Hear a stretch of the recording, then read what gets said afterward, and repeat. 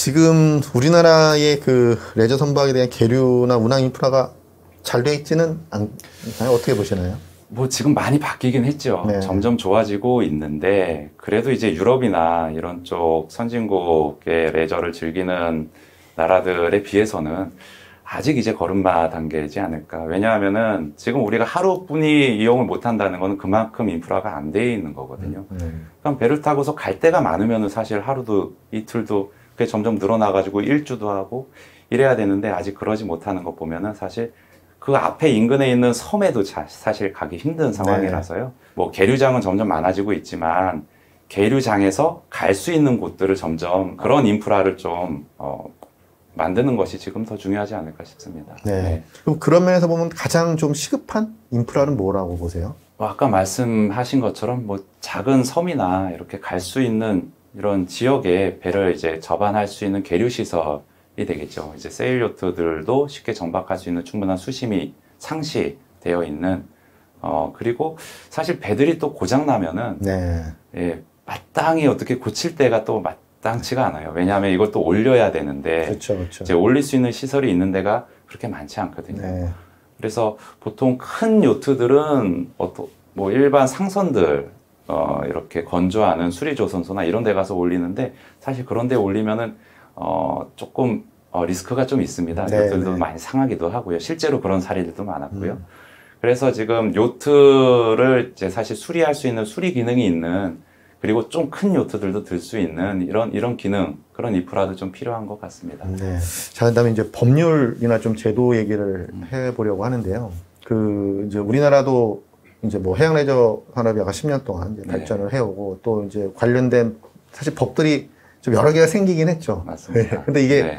어떻게 보시나요? 좀 충분하다고 보시나요? 아니면 지금 아직도 좀 고쳐야 될 것들이 많습니다. 왜냐하면은 얘는 태생 자체가 이제 놀기 위한 선박이고요. 레저를 즐기기 위한 선박인데, 말씀하신 것처럼 예전에 이제 상선을 위한 선박법에 따라서 건조가 되다 보니까는 여러 가지가 이제 레저용하고는 안 맞는 거죠. 네네. 그래서 이런 것들은 조금 더 좀 과감하게 규제를 좀 풀어야 될 상황이고, 그렇기 때문에 사실 조금 더 자유로웠으면 좋겠는데, 네. 우리는 이제 법적인 근거가 없으면은 이거를 못 만들게 하니까는 그게 좀 문제점이 많은 것 같아요. 외국 같은 경우에는 사실 24m보다 좀 작은 선박들은 사실은 이제 규정은 있지만은 그 규정은 조선소에서 이제 뭐 자기가 지키고 그리고 이제 승인만 받아서 무조건 시장에 내놓는 이런 형태인데 우리는 그게 사실 안 되거든요. 그러다 보니까는 외국이 이렇게 그 요트 산업이 발전하는 데 비해서 우리는 그 규제 때문에 사실 그 건조에서 많은 문제가 있다고 봅니다. 네. 이제 선박 건조에 있어서 이제 우리나라는 주로 아까 커머셜한 상업용 선박으로 보고 또 이제 아까 24m 뭐 아까 40피트 이제 우리 이제 그렇게 큰 사이즈 배들을 여객선으로 바라보는 시각이 있죠. 맞습니다. 예. 네. 사실 이제 이렇게 레저 선박은 그렇게 많은 인원이 타는 것이 아니라 소수 인원이 타기 때문에 여객선이나 그런 상선으로 바라보지 않고 좀 레저 선박으로 바라봐야 거기에 들어오는 여러 가지 뭐 디자인의 독창성이라던가 네, 맞습니다. 예, 또 거기에 물론 여러 가지 또 사용자의 요구를 담을 수가 있는데 이걸 약간 획일화하려다 보니 지금 우리나라에 좀 이렇게 그 큰 사이즈의 레저 선박 제조사가 좀 발전하기 좀 어려운 면이 좀 확실히 있는 것 같습니다. 자, 그리고 지금 이제 그 레저 선박들이 사실 많이 증가하고 또 요트도 증가를 하고 있으면 이제 자연스럽게 또 좀 우려되지만 동반되는 게 이제 그 사고들이죠. 네, 맞습니다. 예. 그래서 좀 사고도 어떤가 좀 많이 일어나나요? 아무래도 이제 선박이 많아지다 보니까 사고가 있는데, 주로 이제 뭐 주차할 때 이제 접촉되는 이제 이런 경미한 사고도 있고 그런 사고가 제일 많고요. 뭐 이제 서해 같은 경우에는 조수간만의 차가 크니까는 이제 좀 수심이 낮은 지역이나 이제 물이 빠지는데 그걸 모르고 이제 좌초되는 그런 사고들도 종종 발생하는데 이게 문제는 또 이제 그런 사고가 나면은 되게 좀 심각하게 인식을 하거든요. 다른 뭐 자동차나 이런 거 사고 나는 거에 비해서 유독 해양 레저 쪽의 사고는 조금 심각성을 가지고 이렇게 보더라고요. 우리가 그만큼 잘 몰라서겠죠. 그래서 사실 그렇게 큰 사고도 아닌데 조금 이제 심각하게 비춰지는 그거는 조금 지양을 했으면 좋겠어요. 뭐 사고라는 게 뭐 어찌됐건 안 나야 되는 것이긴 하지만 이제 사실 이제 생명의 위협을 정도의 사고가 아닌 부분도 사실 꽤 많이 있죠. 맞습니다. 예, 이제 재산상의 손실 나는 수준에서 그런 사고들이 나는데 사실 그러한 사고가 났을 때 우려를 하지 않으려면 어쨌든 좀 보험이 커버를 해줘야 그죠? 예, 보험이 커버를 자동차도 마찬가지지만 만약에 자동차로 접촉 사고 정도 난다고 생각하면 생명에 크게 위험이 서로 없다면 이제 그거는 뭐 보험으로 이제 재산상의 그 충분히 회복을 할 수 있으니까요. 근데 지금 이제 이 레저보트 쪽은 이제 그게 종합보험이 없잖아요. 선체 자체에 대한 보험은 사실 보험사에서 이제 입보를 잘 안 해주죠. 왜냐하면은 국내에 이제 그 정도의 데이터가 없기 때문이고, 그리고 사실 수리비가 딱 어느 정도 이게 책정이 돼야 되는데, 이게 수리비도 다 제각각이거든요. 그래서 사실 보험료를 책정하는데 충분한 데이터가 없는 게 큰 문제인 것 같습니다. 네. 만약에 사고가 났을 때 이 재산에 대해서 안전하게 이 재산의 가치를 유지할 수 있을 것인가. 또 내가 혹시 상대방의 피해를 끼쳤을 때 그거를 뭐 내가 지금 큰 부담 없이 이제 그걸 해소할 수 있을 것인가 하는 문제가 사실 자동차도 똑같이 있었던 거였고요. 그게 이제 종합보험이랑을 통해서 어느 정도 이제 해결을 해주기 때문에 우리가 이제 그 보험을 적극적으로 자동차 보험을 드는 것인데 지금 요 레저보트 쪽에는 그러한 종합보험이 좀 없고, 예, 그게 이제 아까 이런 그 작은 사고들이 났을 때에 굉장히 과한 걱정과 우려를 할 수밖에 없는, 그게 좀 있죠. 이게 이제 어쩔 수 없이 시장 논리일 것 같습니다. 이제 보험사들이 이게 돈이 된다라고 하면은 보험 상품을 만들겠죠. 근데 아직은 국내에서 그 정도 활성화가 안 됐다라고 보여지는 거죠. 그래서 이거를 또 근데 법제화 한다고 해서 또 할 수 있는 부분은 아닌 것 같아요. 어찌됐든 시장이 커지고 보험사들이 충분히 이게 상품이 되겠다라고 판단되는 그 시점이 오면은 자연스럽게 보험도 생길 것 같고요.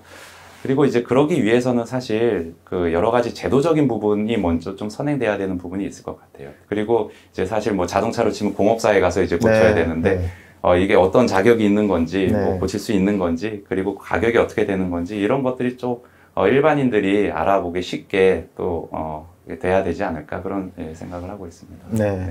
자, 그리고 이제 이 레저보트 특히 뭐 요트는 더 하지만 그 차터링이라고 하는 이제 시장이 사실 따로 있는 거죠. 자동차는 사실 그게 많지 않았죠. 근데 이 레저 선박 특히 이제 고급 요트들 같은 경우에는 이제 운항 시간이 상당히 짧다 보니까 그거를 이제 선주가 이제 전문 회사한테 위탁도 하고 그래서 이제 차터링이 좀 이제 대여하는 형태이잖아요. 그런 사업들이 뭐 해외는 굉장히 활발한 사업 모델이고 뭐 국내도 이제 그런 수요들이 좀 있는 걸로 알고 있습니다.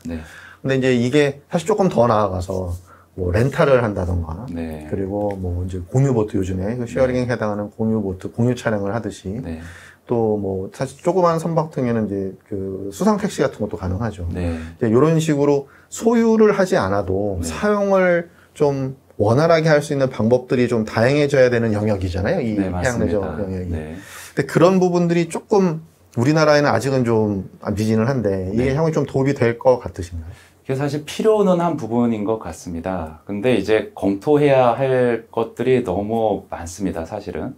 그러니까 왜냐하면은 이게 이제 뭐 공유보트다, 뭐 예를 들어서 뭐 우리 킥보드 공유하듯이 이렇게 놓으면은 다 면허 있는 사람들이 이제 그거를 타고서 거기 갖다 놓고 이거에 대한 인프라도 있어야 되고 하는데 만약에 이제 사고가 나면은 뭐 예를 들어서 이게 한두 푼이 아니기 때문에 뭐 그런 부분들 그러면 이제 아까 다시 되돌아가서 이제 보험이 또 이제 또 있어야 되는 부분인데 아직 그게 또 제도가 안 돼 있고 사실은 이제 필요하고 검토해야 되는데 그러기 위해서는 여러 가지 요소 이렇게 조금 더 세밀히 좀 디테일하게 들여봐야 될 것 같고 지금으로서는 사실 이제 이렇게 아까 말씀하신 차터 내가 배가 없어도 그냥 이용할 때 내가 그냥 배를 빌려서 하는 게 아니고 그냥 이 배를 몰 수 있는 선장님이 있고 크루가 있고 좀 안전한 환경에서 내가 그냥 이 배에 타서 그냥 뭐 한 몇 시간 아니면 하루 이 정도 지금 현재 즐길 수 있는 상황인 것 같아요.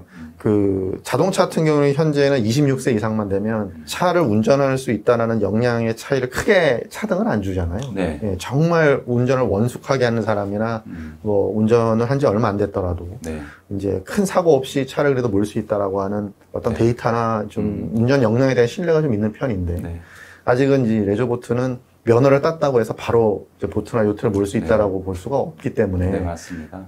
그리고 또 바로 몰기에는 워낙 배워야 할 게 또 많죠, 그 뒤에. 맞습니다. 그래서 그러한 교육이나 프로그램도 좀 많이 보강이 돼야 사실 뭐 작은 배가 아니라 이렇게 좀 고가의 선박들, 그런 좀 큰 선박들을 몰려면 학습이 충분히 되고, 네. 예, 또 우리가 뭐 도로연수 하듯이 네. 그런 프로그램들이 좀 많아져야 될 것 같다는 생각이 좀 듭니다. 다음 이게 이제 마지막 질문인데, 10년 뒤에, 이제 과거 네. 10년을 우리가 봤으니까요. 네. 예, 앞으로 10년 뒤에 우리나라 해양레저 산업의 전망은 어떻게 될까요? 이게 좀 조심스럽습니다.